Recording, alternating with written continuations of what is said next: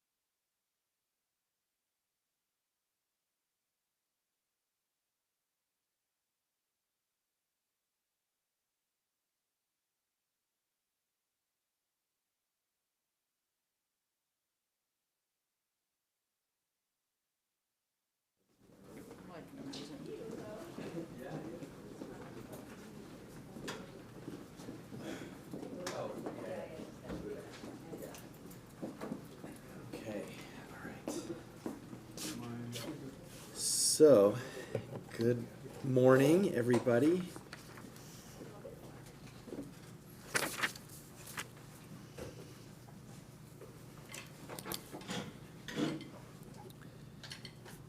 Okay, we're going to go ahead and get started. I think everyone's here.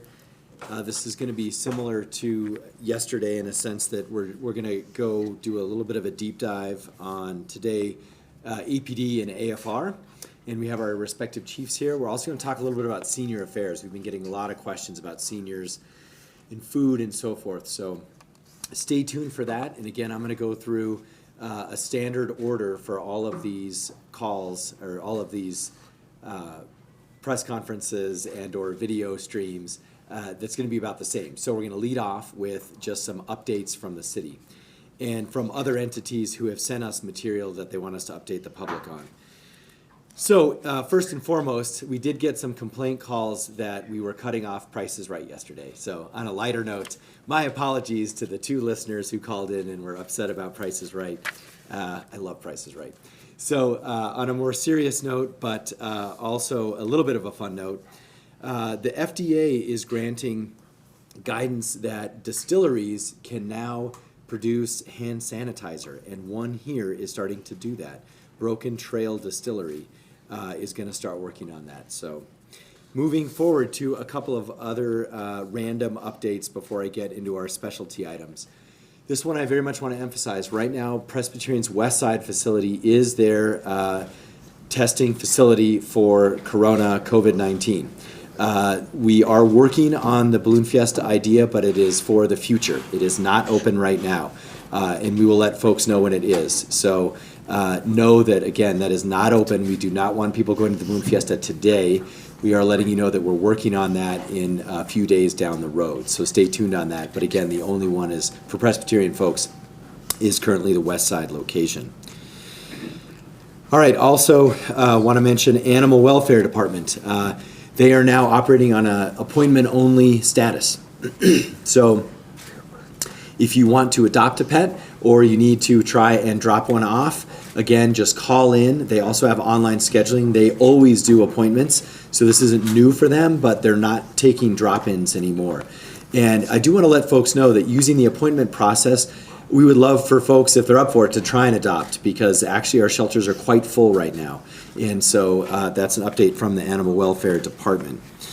Okay, and a couple of other pieces. Actually, I think I touched on those items. So let's focus a little bit here on public safety.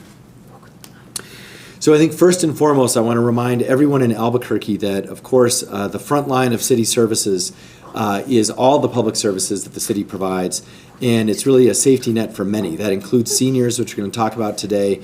It also includes all our first responders.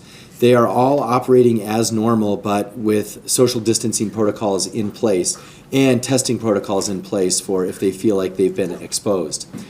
Now, I do want to mention we're going to hear more from Senior Affairs. The senior centers, of course, are not open, but senior meal delivery definitely is, and so we'll explain how that's working in a little bit. I also want to mention that, of course, we hope everyone is prioritizing public safety. That is something that, of course, we're doing at the city level. I know county and state are as well, because of the connection between that, obviously, and what we're going through with respect to social distancing and closures. We do have a limited increased presence of APD and AFR throughout the community just to help folks feel safe in this uncertain time. And again, it depends on the situation, but we're trying to do a lot of our field briefings in the parking lots of grocery stores, trying to keep our ladder trucks out of the stations and out in public. And so those are just small ways we can remind folks that we are fully operating as a city and public safety remains a top priority. Also, I want to mention that all community substations are currently open. So the public is encouraged to support anything you can, to submit anything you can online or using our phone reporting program.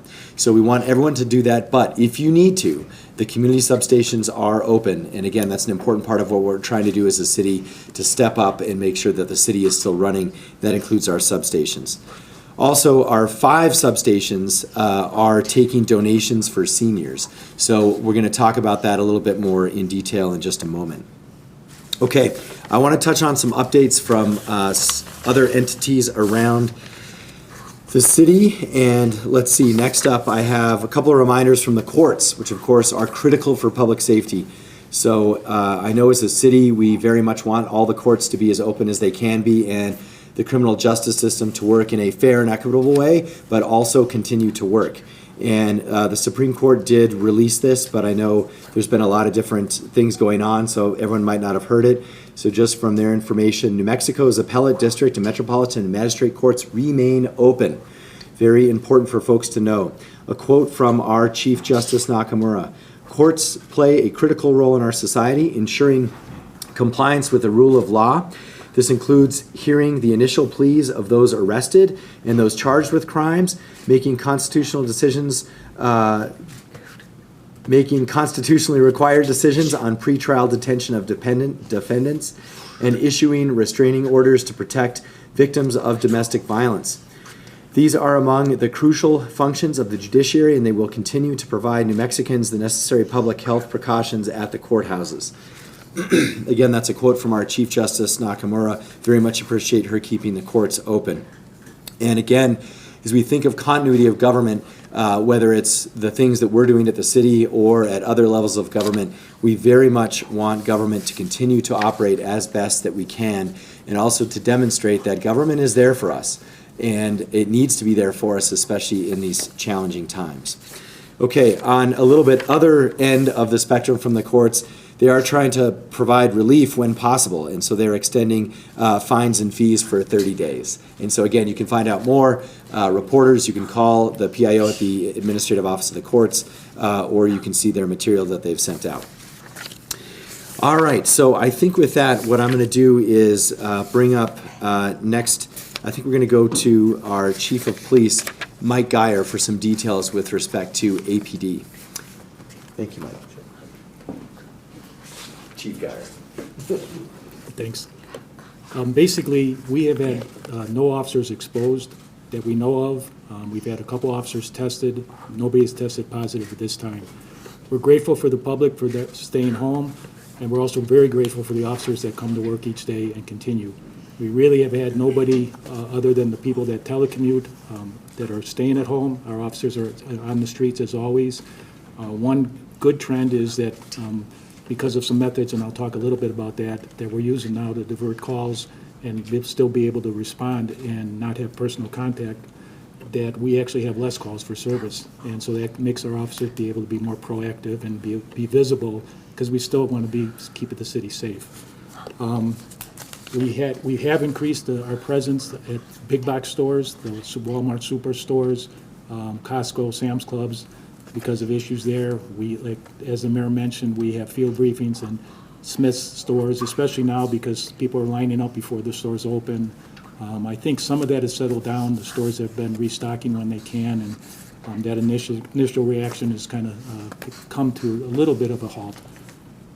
Some of the other areas, our officers, we have to make sure our officers are safe because we work closely with the fire department to develop some mutual protocols and some practices. We do go on a lot of calls together, and obviously they're in a better position to handle the medical calls with protective equipment than we are, so we stay at a distance in most cases.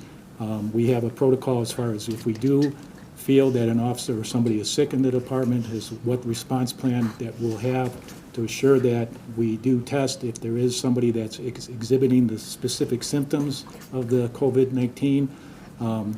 We will send them for a test, and if they do test positive, we quarantine them. We've talked about a travel policy in terms of people that have traveled out of the state within 30 days, and we have a similar practice for that. We're given weekly updates on our internal video program where officers will get this, so they're aware of some of the changes. We do have all the protective equipment. We were rushing at the beginning to make sure that we had all the masks and gloves and eye protection for the officers. As the mayor mentioned, one of the businesses has come forward with that. The distillery has provided some of the sanitizers that we at all the substations have, as well as the prisoner transport center, where they're able to clean out their cars with a power washer at the end of any contact with any individuals. As far as communications, we encourage people to only use 911 for true emergencies. 242 COPS is still active, and we do have a phone reporting unit, telephone reporting unit. I believe it's 768-2030, where they can do a report on the phone. When we get a call at dispatch on a low priority call, the dispatchers, well, actually on all calls for the most part, but they'll ask if anybody in the home is sick or has had contact with somebody who has been, or is displaying the symptoms, or has been actually diagnosed with the virus. In that case, we want to limit contact, and so we will have the officers, every officer has a cell phone. They will call the people, the dispatchers will advise them. We can take reports that way. The officers are actually getting a quicker response to those calls. And if there's specific instructions for a minor disturbance, they'll be able to interact with the individual on the phone. That also protects not only us, but protects the citizens. One of the things that I think is important to note is with everybody home and with the kids at home, we have to make sure that the families ensure their safety practices. We had a tragedy yesterday where one young person accidentally had a weapon and it discharged and killed a 13-year-old child. We encourage people to lock up their guns, not only for the safety of their kids too, but then they're also, if they're not locked up and they're home and in cars, people can take these and then violent criminals can have access to weapons, and we're trying to minimize that if we can. Another issue that came to my attention is with some of the people being forced to stay home in domestic violence situations, you have the victim staying with their abuser, which could cause some issues. We just want to reassure them that we still have advocate services. If people need to find alternate places, we always have the women's shelter in some cases of an emergency situation, but we also could get other services to protect those people.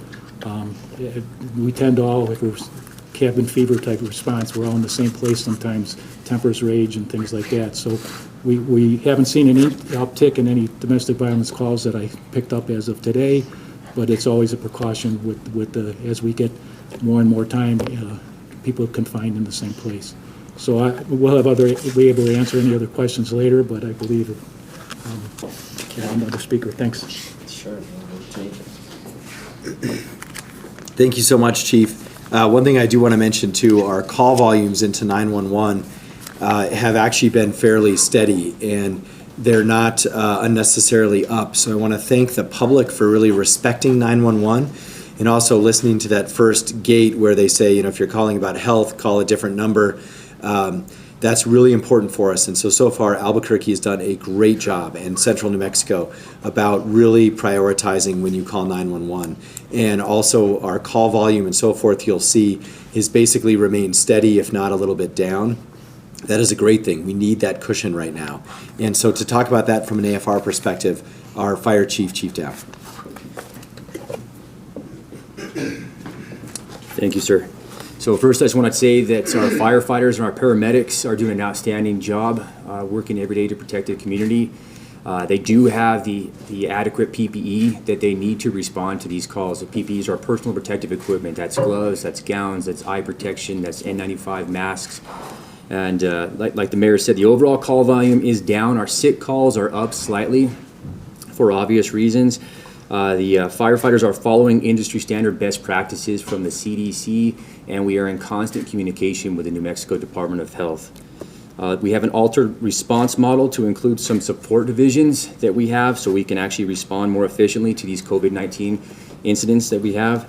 We're also working with other local EMS and fire agencies just to make sure that we're all on the same page and we're sharing resources that we have, policies that we're implementing, and making sure that we're in constant contact with our partners like Albuquerque Ambulance as well. Please, again, just to re-emphasize, do not call 911 if it's just someone that has questions about COVID-19. 911 is for life-threatening emergencies. Right now, I do not have any firefighters that have tested positive for COVID-19. Some basic things I want to just emphasize so we can help to flatten the curve in this community is for everybody to please remember to wash your hands. Wash your hands for at least 20 seconds. As my daughter tells me, you got to say the ABC song. So make sure you're using soap and water. If that's not available, then it's a disinfectant hand sanitizer solution that's 60% alcohol. Stay at home if you're sick. We're asking our firefighters to do the same thing. If you're sick, if you're having any symptoms, please stay at home. We're trying not to spread this. Cover your nose and mouth when you do sneeze. Avoid close contact with people who are sick. And just like our firefighters are doing in the fire station every day and after every call, they're disinfecting the firehouse, they're disinfecting our equipment that we bring in, they're disinfecting the apparatus that we arrive to those emergencies in. So if everybody does their part, we're going to make sure that we all get through this. So thank you, Albuquerque, for everything that you're doing as well. Thank you, Chief. Now, our Director of Senior Affairs, Anna Sanchez. Thank you, Mayor. The Department of Senior Affairs is working with 5 of our centers acting as food distribution points. This is to be able to provide a pick up and go option for our seniors between the hours of 11:30 a.m. to 1 p.m. Monday through Friday. That aligns very much with our normal operations for our centers. Just yesterday, we provided 659 senior meals to individuals that picked up the pick up and go option, which they actually appreciated. We received flowers and cards from some of our seniors thanking our staff for their dedication.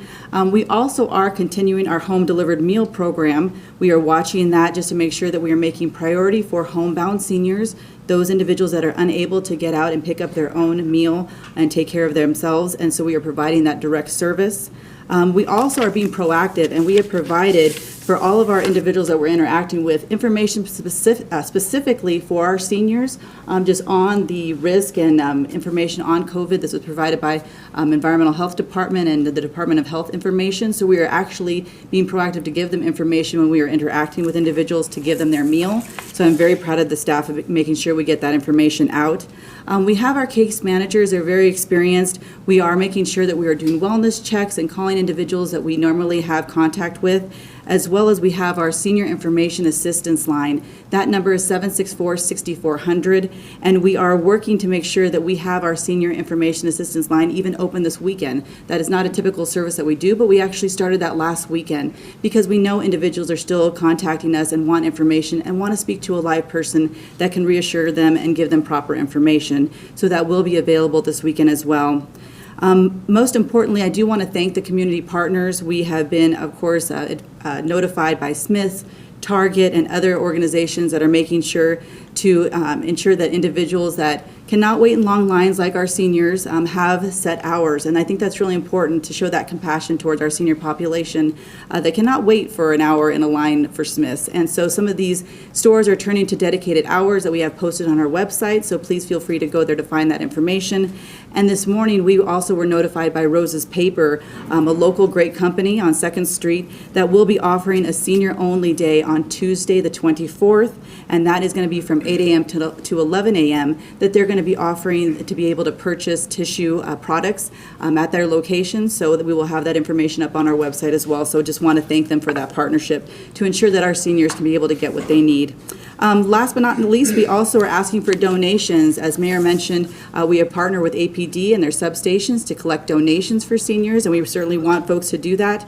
So please feel free to, if you have extra items, consider giving a little bit to our senior folks that certainly are contacting us. And we have the staff that's available to work with those homebound seniors to make sure they get what they need. And one of the items that I'm most excited to share with everyone today is this is actually a drawing that was sent by Lex, a 10-year-old, that sent this in to be able to provide encouragement to our senior populations. We are actually going to be placing this, printing them and putting them in each of the home-delivered meals. And we want to be able to give her that credit for thinking of our seniors.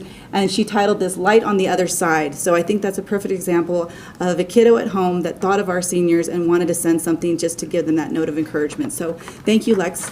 And with that, thank you, Mayor. Such a fitting picture for sure. Okay, the next section of, we want to talk about the next section of sort of what we're sharing today is ways people can help. And this is something we're going to try and do again regularly. And we're just going to highlight one. There's a lot of ways to help. We want to be really specific. And this one is in some ways urgent and important. Our Albuquerque area hospitals are very much in need of blood donations. So a great way you can help is to donate blood. In fact, I think literally right now the First Lady is donating blood. So this is something that's very important. It's also easy to do. There is information that the JIC sent out that has all the links and phone numbers and details. So we'll be posting that on social media. If we haven't, media outlets, you should already have that information. Again, it's a little different for each hospital. I do want to mention that because of social distancing, basically all of them require a reservation.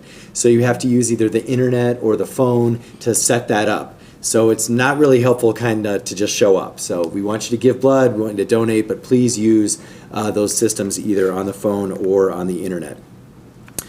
And also you can check out bloodhero.com, which helps consolidate a bunch of different ways you can donate. So kind of when in doubt, look at bloodhero.com. Okay, we are also asking businesses to try and help out our hospitals by donating any PPEs. So businesses who may be listening or hearing this, again, this is a part of a national shortage. We're doing okay right now in Albuquerque, but we definitely could use more. So different businesses, especially like in the chemical industry and so forth, they may actually have PPEs on hand. If you can help with those, please reach out to the Joint Information Center. And again, though, that number should be well known by now. If not, Alicia Manzano can share it with you. It's at the top of all our press releases. So again, businesses, if you have high volume amounts of PPEs, please reach out to our Joint Information Center. Okay, now we also want to touch on kind of one myth of the day.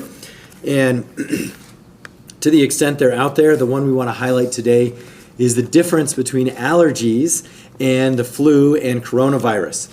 So if you go to the CDC website or if you Google any of this, I know a lot of the media stations have been running a very helpful graphic on this. But this is really important because, again, we need to first understand where we're each at in terms of a quick self-diagnosis. We also need to make sure that we're not going in to get testing if we're not showing symptoms and we don't think that we've been exposed. So I'm going to show this graphic here, but again, it'll be better. We'll look this up. It's on the CDC website, so just for the media and so forth, and we'll post it on social media rather than zoom in into my piece of paper. So cold and allergies, itchy eyes, stuffy nose, and sneezing. And for some of us, throat clearing. So it's juniper season in Albuquerque, and there's a lot of people, including myself, with a dash of allergies this time of year. Now, flu or coronavirus. The key here is fever. This is a big tip-off. If you're not feeling well, please take your temperature regularly. And this is going to really help sort you in terms of what you're dealing with, either a cold or allergies versus something a little bit different. So fever, fatigue, body aches, cough, and worsening symptoms. That could be the flu or coronavirus. What really puts you in the coronavirus category is a shortness of breath. This is very important. And again, this is what leads to the demand for respirators. A shortness of breath, a history of travel or exposure to other folks, And I have seen on some sites, too, this differential between a wet cough and a dry cough. So it seems to be the wet cough, electric congestion, that's probably something else. If it's a dry cough with fever and also with shortness of breath, that could be indicate coronavirus. So again, just asking folks, again, on the media to look up the specific graphic, put it up on your stations, and then we'll do the same on social media. So that's our myth of the day. Okay, I think I want to end with some other important things. We hopefully won't have to focus much on this going forward, but we do know with kids being home, with a lot of people being out of work, with a lot of stress in our community right now, that this impacts us all psychologically in different ways. And we do know that, unfortunately, this can lead to things like domestic violence. It can also lead to things like child abuse. So we want to let folks know there are ways that you can get help. The New Mexico Crisis and Access Line is up and running. That number is 855-662-7474. And again, we're going to post these on social media, and actually I think the JIC is going to send out a list of these important numbers. So like if you are at home, it's you, just your family, right? We're doing the thing, staying at home, but you need some help. We're going to give you some numbers to call. And again, you don't necessarily have to write these down now if you're watching. We're going to post all these and send all these out. Of course, UNM Mental Health. Also, these are local crisis hotlines. 272-2800. Alcoholics Anonymous, 266-1900. Albuquerque Rape Crisis, again, another issue that in any times like this, sometimes these can unfortunately spike. 266-7711. Agora UNM Crisis Center, 277-3013. Domestic Violence Hotline, 1-800-773-3645. Child Abuse Hotline, 841-610, and that's also the same line for elder abuse. So again, we just want everyone to take care of themselves and understand that I think pretty much everyone is under some form of stress by definition of what's going on. So again, just be sensitive to yourself. I know the First Lady did a good video on this, I believe, last night, too, which you can check out online. Okay, so we're going to take questions and answers. We always like to end on a little bit of a lighter note. Tim's takeout last night, the Safari Grill. It was excellent. All right, questions. Do we know how many seniors are in the Albuquerque area? And then if they want to, can they still sign up to get those services that you guys are offering? Mayor, can I repeat Oh. the question, please? I'll repeat the question and bring up someone. Question is roughly how many seniors are in the area and how do they connect up if they're not already? Anna Sanchez. Thank you for that question. Certainly, to also include the Bernalillo County area that we also service, we're looking at about 14% of our population is about seniors, the senior age range. Certainly, what we want folks to do is to contact our senior information and assistance line. That 764-6400 number is the primary way that anybody, even if they have perhaps an individual that is here, but their daughter lives in California, we want to make sure we get that widely distributed so that folks know that we can be responsive to those individuals that may need support at this time. So we are prepared to do so. You said 14%, do you know what that number is? I can be able to get you that information later. We'll go to a Zoom question next. So from PRQ, this is a two-part question. They said in today's paper, the journal mentions that Sandoval County is making a push to release low-level offenders from jail. Has the city of Albuquerque been in talks to do something similar with the Metropolitan Detention Center? And have APD officers been instructed to reduce arrests for nonviolent crimes to help cut down physical contact? So the question is, maybe when there's two questions, let's do them one at a time so I can remember to repeat them.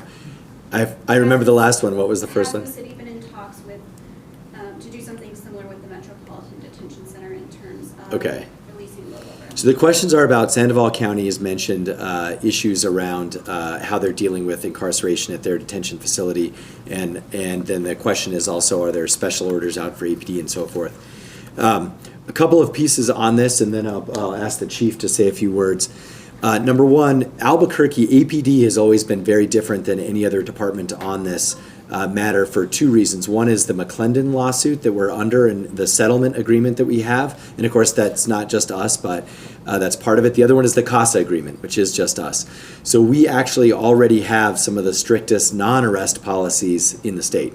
So that very much differentiates us from Sandoval. So they're probably moving in our direction where we're already at. And currently, because of that, we're continuing to follow the same procedures that we have in place, which actually are very good in this situation with respect to number of arrests. Chief, you want to add some more? This probably goes more toward the first question, but we are in regular communications with MDC. Mostly at this point, it's dealing with the bringing prisoners there, and anybody that tests positive or that displays symptoms is what actions we'll take. I think we have a meeting again this week. We've had communications as far as their acceptance of prisoners and our protocol as well. We have not had any discussions about releasing the low-risk or low-level offenders. That really wouldn't be our choice, that's theirs, but we haven't heard anything. As of this morning, I have not heard anything.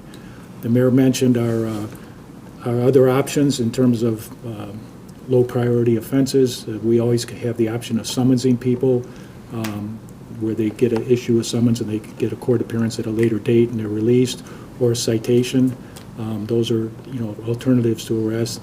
And we actually have a diversion program as well, where we can divert people into other type of programs to avoid their continuing criminal activity. Is we give them a diversion program and they hopefully will cease and desist those activities. So we have other options. As far as high-risk offenders, we're still going to have to deal with them accordingly. And anybody that has medical request or attention, we still follow the protocol we would for anybody that would be rejected at the jail.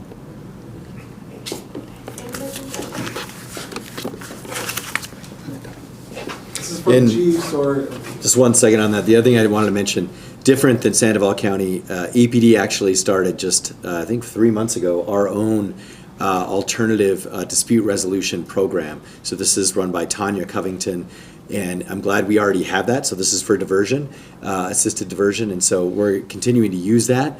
But even now, more than ever, I'm certainly glad we have that, and we have a wonderful person in charge of that in Tanya Covington.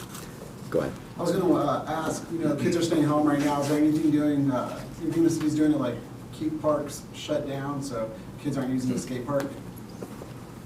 Okay, that's, I'll take that one. Chief can chime in if you want. So, and also just I'm definitely told I need to repeat the question, so I'm working on discipline on that. So, question is, paraphrasing, what's going on with sort of kids and skate parks and parks? So here's what Albuquerque is trying to do. Our parks are definitely open. We actually are encouraging folks to get exercise, and if they can, to get outside. But we want you to keep your social distance. And so that's really the key. And so to the extent like the skateboarding example, actually that's a good activity as long as social distancing is kept apart. And so this is a good example where our open space is the same way, at least for now. We want people to enjoy the outdoors, but stay away from each other. So any activity that you're doing like that should work. So our tennis courts are open, our golf courses are open. And again, we want people to remember, like if you're doing something like throwing the football, sanitize the football, wash your hands before and after, and stay 6 feet apart. So that is different than organized sports. I do want to mention that organized sports, there's two problems, right? You're in closer proximity, and also the number of people is higher. So we are definitely discouraging organized sports. But in terms of individual activities, at least for now, get outside and enjoy our parks and our open space. Question from Zoom. Another question from Zoom from KRQE. Is AP doing anything proactively to limit domestic violence cases? So the question is APD doing anything proactively to limit domestic violence cases? The first thing I would share is that we are really trying to put people on notice about the hotline and the services available. And Chief, anything else you want to add? To answer that question, it'd be hard as far as from a prevention standpoint. The best thing we do is, our advocates keep in touch with people that have been victims and that are working with their programs through services available. If there was any high-risk situations that we ask that be brought to our attention, we'd rather intervene beforehand than after the situation occurs. So probably, again, we can't predict when that would happen, so we really need that input from the people involved.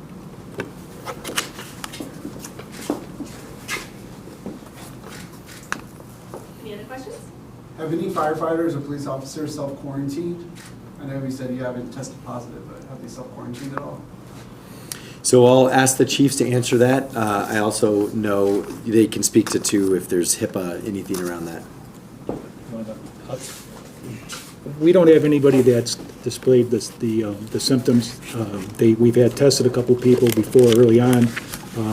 We have a couple people quarantined because their family members were exposed to somebody. One was a nurse in a nursing home. The other one, husband worked at the military base. So they are staying at home for the 14-day period. At this point, none of them have displayed the symptoms, but just as a precaution, we keep them at home with their families. So like I said, we have no firefighters that have tested positive for COVID-19. We do have 3 firefighters that because of travel, recent travel, that they're actually at home on a 14-day quarantine, and we actually refer to the Department of Health for that as well. We do have 2 firefighters that on March 12th were exposed. It was a high, basically classified as a high-risk exposure level because of some miscommunication, and they are at home on a quarantine, again, at the recommendation of the Department of Health. It's not that the firefighters did anything wrong, it's that we need to get accurate information through our dispatch. So I just try to reemphasize, if you are having contact with someone with COVID-19, if you have COVID-19, if you are exhibiting the signs and symptoms of COVID-19, especially that fever, that cough, those flu-like symptoms as well, please let us know through dispatch so that we can protect our firefighters and our police officers as well. Just like the chief had talked about before, there's some communication that we can do outside through a cell phone, and we may ask you to come outside into the open air and we can finish our assessment as well. And then we can communicate with Albuquerque Ambulance, which usually does our transports, and make sure that everybody's safe so we can get you the appropriate treatment. Any other questions? Does the city have any plans of maybe imposing a curfew, any type of curfew? So right now there are no plans to impose a curfew. We are, of course, watching what's happening nationally and around other cities. I'm in regular touch with the mayors of New Mexico, but also large mayors around the country. In fact, we have a call on this exact issue right after this press conference. So again, we have no current plans. You know, obviously, if there's a public health need that arises, it's something that we are thinking about how that would work and how it would happen. So we are planning in the event that it might have to happen. But right now, there are no current plans at all, or no current intentions to do it. We have another Zoom question. So from the journal, this is a question for AFR. Are there reserve crews held back to relieve crews if they have to quarantine? The question is, are there reserve crews at AFR held back in case there's additional quarantining? Chief?